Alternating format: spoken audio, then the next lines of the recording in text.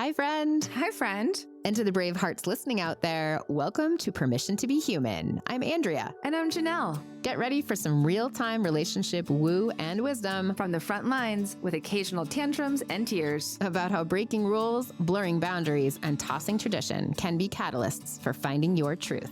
Let's debunk the fairy tales we were told as children and create a new map for life. Yes, Disney can go fuck itself. If you're seeking permission to choose your own path, freedom is the new F word, people, and want to feel less alone along the way, we got you.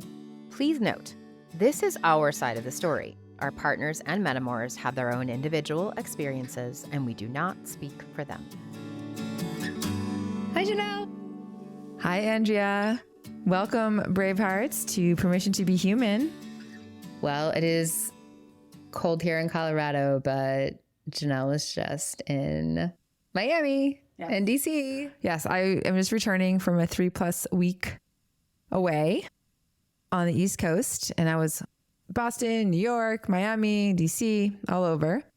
And for those of you who followed me on Instagram, I was in Miami and I was trying to explain some of the real-time insights that I was experiencing while I was there.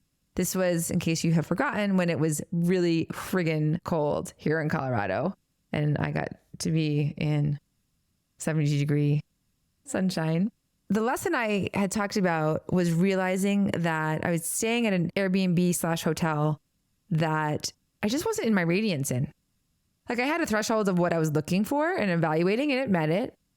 But then when I got there, I was like, oh, like this room's kind of dingy and not dingy. It was clean. It just wasn't right. It was close to the ocean. There was things that were good about it. But ultimately, I had booked it because here was my minimum threshold of what I was looking for. And then it was the cheapest option of like having met the basic criteria. And the lesson I learned after being in Miami was like, oh, money, which is really often my first metric of evaluating something, isn't the most important metric right now for me. That I'm experiencing or exploring investing in my radiance, which you've already heard about, but that it's, how is it that I feel? And I noticed this in Miami when I got up and I was hungry and I was going to go for breakfast, and food in Miami was super expensive. And I was like, oh, I don't really want to spend $20 on breakfast. Like, I just wish I could go get like a $6.99 Whole Foods. But there was no Whole Foods in walking distance. There was no really anything that was cheap in walking distance. But I looked on Google and then I saw something that said breakfast burritos. And then the review said worst breakfast burrito of all time. But it was the cheapest option. And I was like, okay, Janelle, you know what? You just had this revelation about investing in your radiance. What do you want for breakfast?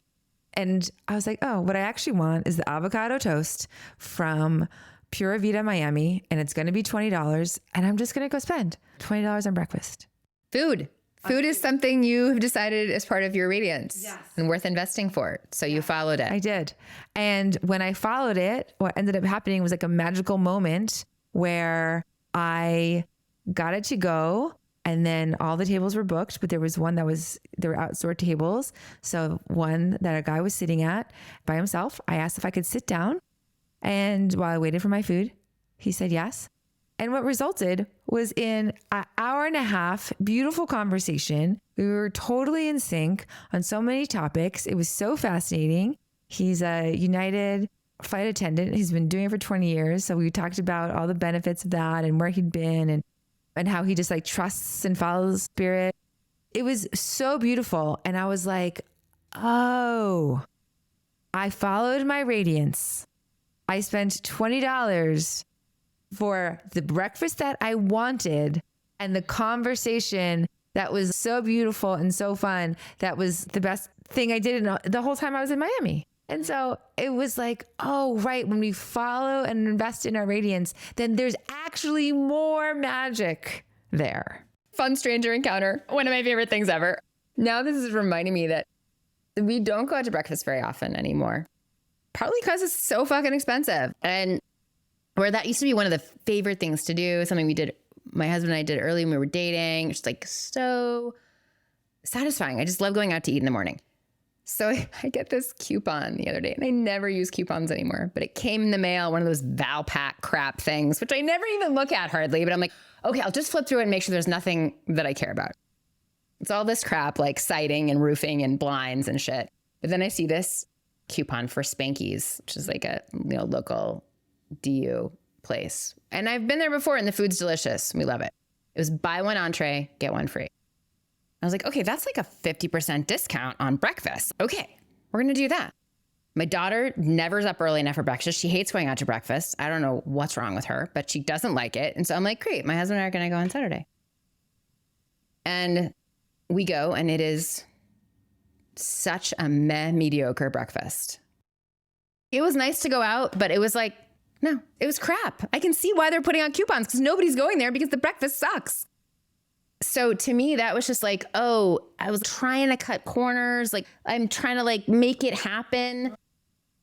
And actually, I would have been happier staying home and having my coffee and my paleo waffle with peanut butter and raspberries. Got it. Right. It's just kind of trying to make it happen when it didn't make sense. And so the answer is, every once in a while, we go and spend $100 on brunch, and we have a Bloody Mary, and we get the whole thing. But we just don't do it that often. Right. It's kind of conclusion. Okay, talked about radiance. Now we're going to talk about changing our names when we get married. Yes. The most traditional topic ever. It's a topic, and there's different ways to do it. Yeah. Do we change your name? Do you not change your name? All of us have probably had to debate it. Whether you choose to change it or not, there's a thought process behind it. Yeah, absolutely. So what was your thought process when you first decided to get married? I have been a staunch feminist my whole life, independent, didn't think, and for anyone, this is your first episode here, who didn't know, I got married for the first time at 45. So I was already fully formed adult and didn't think I was going to take my husband's name. But not long before we were going to get married, friends asked us like whether I was changing my name. Like the four of us were together, and I said no. And I don't remember what he said. In fact, I don't think he said anything, but I could tell he had a reaction. So on our way home from that dinner, I said to him, if my changing of my name is important to you, I need you to tell me that. And a few days later, he turned to me and said, it's important to me that you take my name. Gulp. Okay, so let's think about your motivations. Did the intention to carry on your own family name play into you not wanting to change your name? I don't think so. I mean, certainly not at the time I got married, maybe at one point. But by the time I was getting married, I was not having children. And my brother has 3. So the name is carrying on.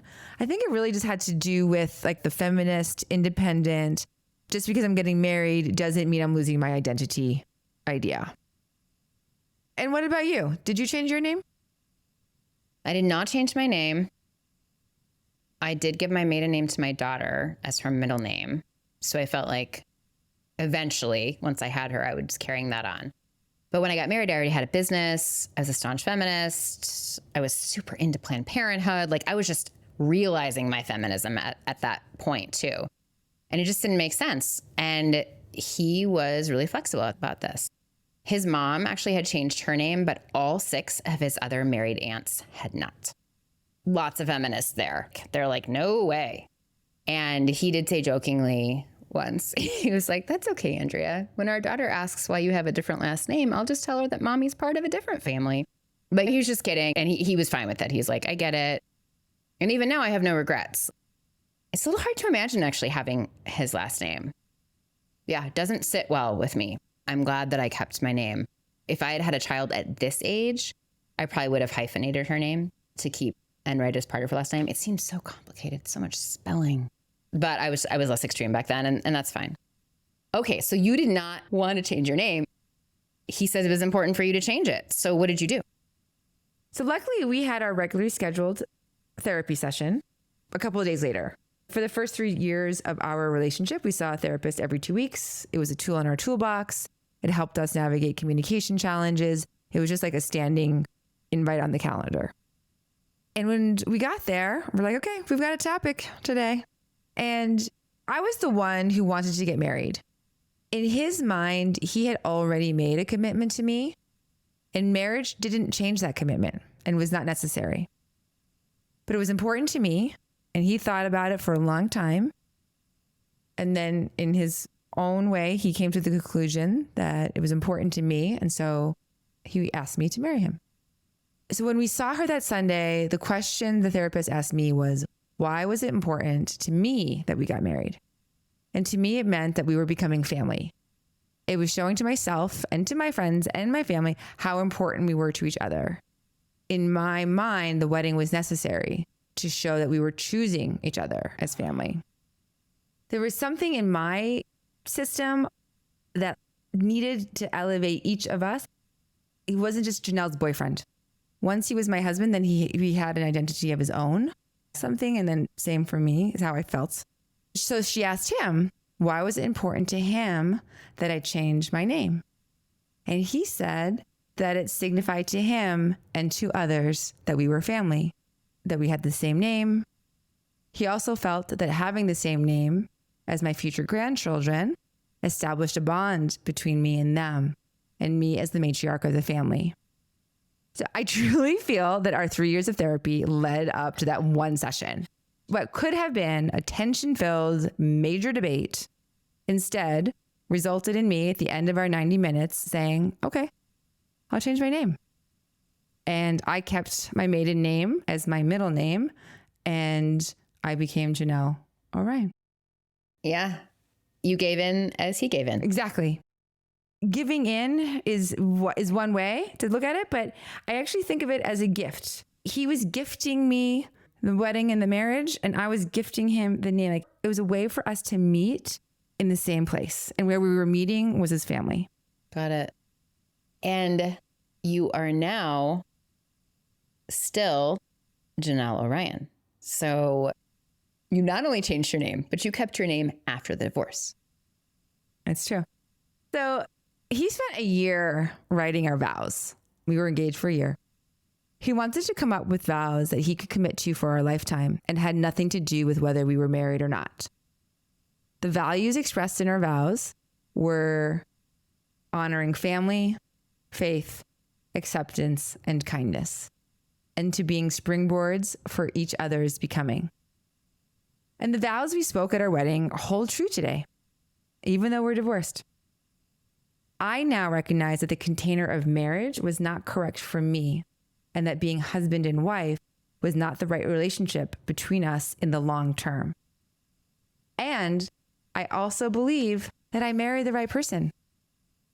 He is my husband for this lifetime. It's just that the title of husband and wife had an expiration date. So let me just get this straight. So you're saying he is your husband for this lifetime. I had the perfect wedding. I had the perfect dress. I had the perfect husband. All of that was great. I don't need to redo any of that. So in that way, when I die, he'll have been my only husband for this lifetime. Okay. Yeah. And you feel like totally confident saying that now. As much as you have changed in the last 2 minutes and the last 2 hours and the last 2 weeks and the last 2 months and the last 2 years and the last decade, you're like, yep, I'm good. I'm never going to get married again. I'm just saying. Good. Push me. Yeah, I'm just pushing. And everyone can push. I'm happy to be proven wrong because I'm surrendered to the universe. And if that's what they have in mind for me. But what I will say is that for me, I feel that I needed to get married in this lifetime because I actually needed to get divorced in this lifetime. And I spoke to this on the divorce episode, divorce 1 year later, and that his role as my partner in helping me come home to myself is still the biggest gift anyone could have given to me. The marriage succeeded. In my mind, our marriage succeeded. Yeah. And so I think I hear that you're honoring your union as an experience that was a big and important part of your life, even though it was not permanent. Because really, that's the only piece that society is saying, well, it wasn't forever, so it wasn't a successful marriage. That's pretty much the message we get, right? It's like, if you got divorced, then you failed. Exactly. Our culture assumes that only marriages that last a lifetime are successful, and I'm disputing that. In hindsight, like, my marriage met my definition of success. in that it brought me home to myself. And it turns out it only needed 3.5 years to do that. Yeah, I love it. I think this really taps into like one of the biggest beefs I have with cultural conditioning. It's just saying like, okay, the one who dies without getting divorced wins. That is really the message. For fucking sure, that is the message I got. You better choose right, and it better be all the way, all the time, because when you get divorced, that means you failed. And you failed publicly. Insult to injury. And you're saying marriage can be amazing and it does not have to be permanent. Right. Right. And I would say there was lots of challenges, right? I wouldn't say I was like, oh, we had this amazing marriage and we decided to end it, right? It was like, oh, there was a lot of challenges here. And that was what was correct about it. And so it was correct that it ended. And it was in the ending that we've gotten to like redefine what our relationship looks like that feels more in ease. But the marriage itself did what it was supposed to do, even though it didn't look a certain way. So if there was a 24-year-old, let's say 27-year-old getting married today, so I encountered this and I watched my own reaction and I'm just like, oh, someone's getting like, maybe if you're 32, you're just surrounded by people who are getting married all the time. You're always going to weddings, you're going to Mexico to someone's wedding and, you know, they're spending a whole bunch of money and they're writing their vows and they're saying it's going to be forever. And of course, great. I see why they're doing that. And I did it too. And so would you tell them, hey, even if it's not forever, you still might get something out of it? I guess the only thing I could do is just show them my example. Like, look at my life. And that they can see that the relationship doesn't look at all the way I thought it was going to look. And I didn't get rid of the person. Yes, as I said, like there was a lot of pain and challenge in the relationship. And there was so much beauty and so much love and so much care. And we consider ourselves family still. And sometimes you don't always like family all the time. The depth of our connection is real. And okay, here's like a little example. I had dated someone before I got married who was very jealous, and he didn't essentially want me to be friends with someone who I've been friends with for 20 years. We'd had sex a couple of times in the course of those 20 years. We were never even like boyfriend, girlfriend. And he just couldn't handle us being friends. And I was like, this person has been part of my life for half of my life at the time, more than half of my life at the time. And I was like, sex is like not even like remotely the defining factor of these 20 years. And the thought of getting rid of that friend just didn't sit well with me at all. Why would I let go of a relationship that has meant so much to me? It's like a little bit of a non sequitur, but like, it's the same thing with my ex-husband. Like, our relationship meant so much to me. There was so much there. Just to get rid of it because it doesn't look the way I thought. It was not an easy choice. I'm not saying I was like, okay, great, we're going to get divorced. And, you know, you all know it hasn't been easy. And yet I'm so clear that like I'm leading with love. And I want the love in my life that he gives me. That is really beautiful. Yeah, that's real. So I don't know if I answered the question. But the question to the 27-year-old getting married is ultimately the thing that I learned is that I don't know who I'm going to be forever. I feel like I can trust my love, but I couldn't trust now. It's like, oh, what does that love look like and express? The container or the love change from the love of a husband to a love of a brother, neighbor, family, right? Like, but love is there, but it doesn't express the same way. I like that. Yeah, because some people you feel like you're going to love the rest of your life. What it looks like may change. Right. Or the frequency, right? Like, I really believe that, like, you know, I might not see someone who I loved deeply for 40 years. It doesn't mean I'm not going to love them when I die. So the love gets to be there even if the relationship looks different. And what did your ex-husband think about you keeping your name? Well, this is a little bit of an oops. I haven't done everything perfectly here in this situation. I might sound big and lofty and totally evolved, but not always. So we saw a therapist before we got married, and then we weren't seeing one for a lot of the time of our marriage. And then once we decided to get divorced, we decided to see a therapist again. It's interesting. Yep. That was, again, showed our commitment to one another of like knowing this was going to be fucking hard And how can we support us navigating this as gracefully as possible? So I mentioned in a session that I was keeping my name, and she said the same thing. Oh, what a wonderful decision to make together. And then I realized in that moment that showed one of my tendencies in our relationship was that I didn't ask him. I didn't tell him. I just told him while he was sitting there in the therapy session. And I had made a big decision without consulting him, which wasn't considerate. And so what ended up happening? Did he say, okay? Or did he say, I bless this? Or did he say, that's annoying, I don't think you should keep it? Or was he just annoyed that you hadn't consulted him? Just to know that I hadn't consulted him. Totally fair, of course. But I was just curious if he came to peace with it. He did. He never said anything about it again. You never talked about it again at all? What did he say in the session then? I mean, what I was saying was I feel still connected to him as family. I was the one who wanted to get married. And I'm the one who was like, okay, marriage isn't working for me in this container. It was a mutual decision to get divorced. But the point being is that I had made a commitment to him of being family by changing my name. Like I wasn't going back on that commitment. Great. And so what does that mean for your relationship to his son, who I know you now call, instead of stepson, you call him your spirit son, right? Right.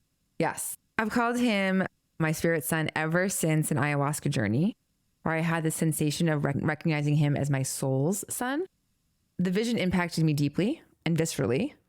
I feel so grateful that I found him in this lifetime, and so grateful to his mother and father, the humans who birthed him, because I realized that I get to have an easeful relationship with him because I only came into his life at 20. I don't have any of the baggage of trying to parent a child. I get just to have the relationship of trying to foster his adultness. And I shared with him that vision that I had. I shared with my spirit son, my vision. And since then, we have called each other spirit son and spirit mom. Our relationship is one of ease and love and laughter. You know, interestingly, like long before divorce was a consideration or on the table at all, I had made a commitment to him that even if my relationship with his dad was to change, I was committed to being a grandmother to his children. You know, another grandmother, he still has his mother, but that my essence would still be present. And that holds true. And it is important to me now. It's still as important to me now that we have the same name, that I have the same name as him and as his future children. Yeah. Yeah, that's pretty crazy. Divorce was necessary for my becoming, but it didn't mean that I made the wrong choice in getting married. In fact, just the opposite. I married into the family, and we are a family, and I am an Orion. Yeah, it's making me think quite a bit. So fascinating. Yeah. Okay. So what about your wedding ring? Did you keep it? Did you keep it on the same finger? I've seen this now. I know. Right. But Yeah. So the wedding ring he gave me has an incredible story. When he asked me to marry me, he actually gave me my mom's wedding ring. So I wore my mom's wedding ring and engagement ring for my entire engagement. And then on my wedding day, I switched to the ring that we had made. And when I was shopping for a ring, he was like, don't you want something custom and different? And I'd gone to different jewelry stores, and he was like, why don't we like fly someplace? And for whatever reason was resistant. And then talked to a diamond dealer here in Denver, and he was talking about the diamond districts in Antwerp and in Tel Aviv. And he just made it sound so exciting that I was like, what am I doing? Why would I not want to make a trip out of going to this ring?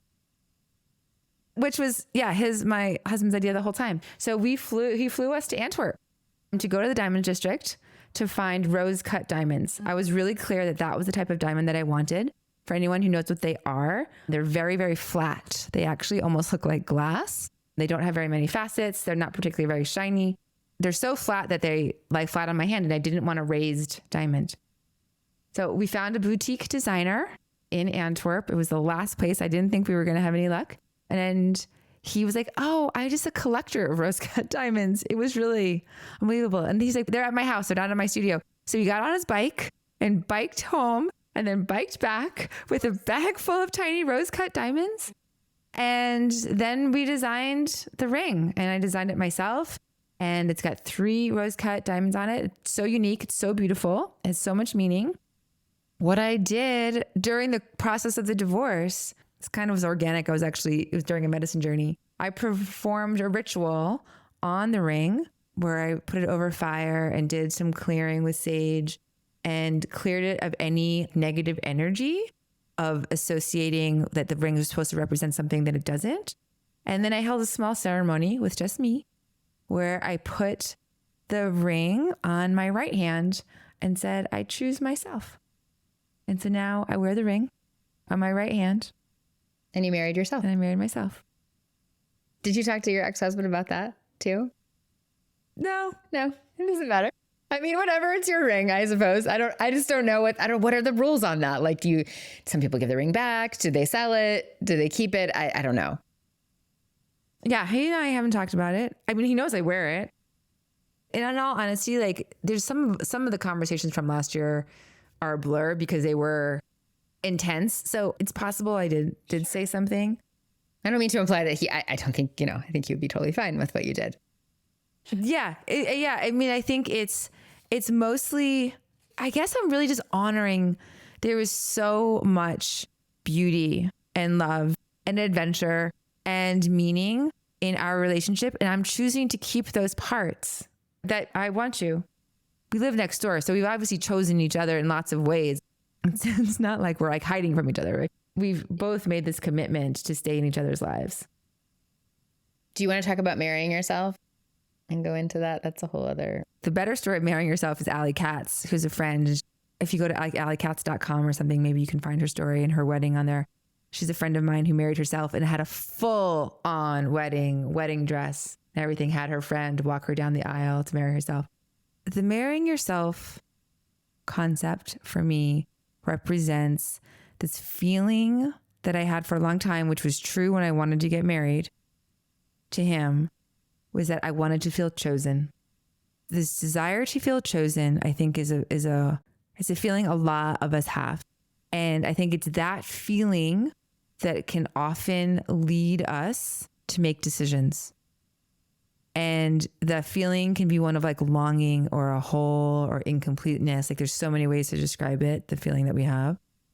The journey for me was realizing that I needed to choose myself. I was essentially outsourcing this feeling of like completeness and wholeness within me to somebody else. And I think our culture teaches us to do that. Absolutely. And there was a recognition during my whole journey of getting divorced that I was like, oh, I'm actually getting divorced. I'm choosing me. And from this place, then the honor, which is symbolized by the ring and having it just, like I said, like this little ceremony that I did for myself. But then I get to choose who I want to come into my life. I'm not like grasping. It just completely shifted an energetic within me. And I do think that someone who marries themselves doesn't mean that they can't get married to someone else too, right? I'm not saying that precludes that, but having chosen myself, I'm showing up in the world in a totally different way. Yeah. And I see the sequence, and that's important, I think. And in the same way that we say in the prayer before the meal, I had a client remind me of this the other day. Namaste. What does namaste mean? Oh, the divine in me, or the light in me sees the light in you. Guess what? We say the divine in us first, because we have to identify that first to effectively see the light in someone else. We can do that other thing first. We can see the light in someone else.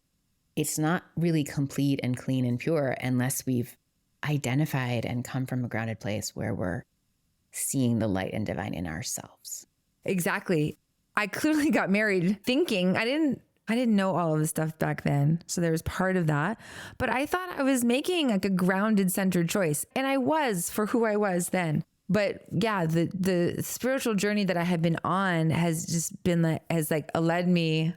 The brave parts, you can't see me, but I'm just like holding my hands over my heart right now. Just like loving me, that like a lot of the tension in our relationship was I couldn't feel his love because it looked different than I thought it was going to look. And ultimately, I couldn't feel my love for myself to the depth that I was asking him to love me.